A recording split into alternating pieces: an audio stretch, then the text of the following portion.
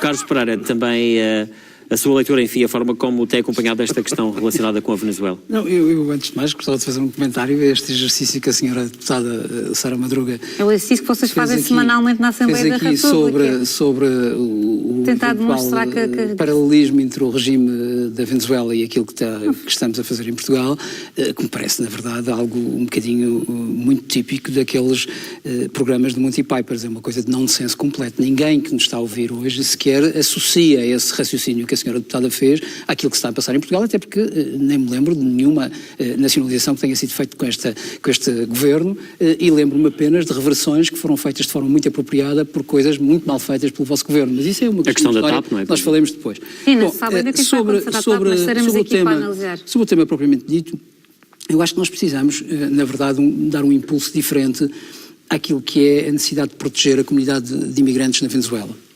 E eu estou a dizer isto sem nenhum... Perdão, porque eu recentemente tive de facto também uma reunião com o Sr. Secretário de Estado das Comunidades, e sem prejuízo, para que não haja aqui nenhum tipo de indignação da Sra. Deputada, sem prejuízo da relação institucional entre o Governo Regional e o Governo da República, que para mim é absolutamente salutar e deve continuar a existir, e é assim que deve funcionar. O Governo Regional não deve se furtar às suas responsabilidades e deve fazer esse esforço sempre para defender a Madeira junto do Governo da República, é assim que deve ser.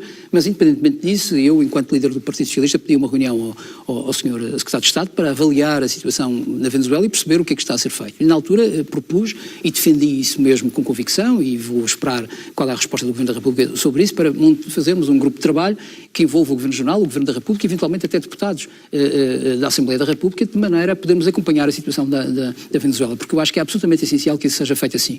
Mas também fiquei consciente que a situação é de facto muito grave, é muito complicada.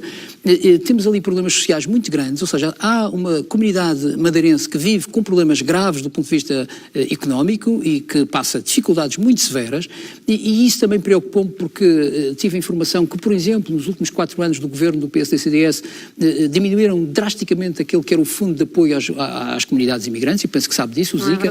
Houve cortes substantivos, é mesmo verdade, houve cortes substantivos nesse fundo, e isso é muito complicado. Uma coisa ainda mais grave, no final de 2015 foi retirado o conselheiro social da Venezuela e foi colocado noutro país, e não há hoje um conselheiro social que fazia um bocadinho a ponte entre o governo da República, as necessidades da comunidade, e poderia eventualmente apoiar essas comunidades. E, portanto, há aqui um conjunto de coisas que temos que voltar a fazer, temos que colocar no terreno outra vez, e eu acho que nestas circunstâncias é importante este grupo de trabalho que une as vontades, como disse a deputada Sara Madruga e o deputado Paulino Ascensão, que une as vontades dos diferentes partidos em ajudar os madeirenses que lá estão, mas que se possa fazer algo com visibilidade e que seja efetivamente palpável, não é? Quer dizer, não vale a pena o Sr. Presidente do Governo vir de vez em quando a público comentar as dificuldades sem propor nada de verdadeiramente concreto. É preciso coisas concretas. O povo que lá está, madeirense, e muitos deles têm laços ainda muito fortes com a Madeira, embora haja muitos que já são venezuelanos verdadeiramente e têm já o passaporte venezuelano e, portanto, estão entrosados naquele clima da Venezuela, mas há ainda muitos que são de facto madeirenses e outros que, sendo venezuelanos, têm uma alma madeirense,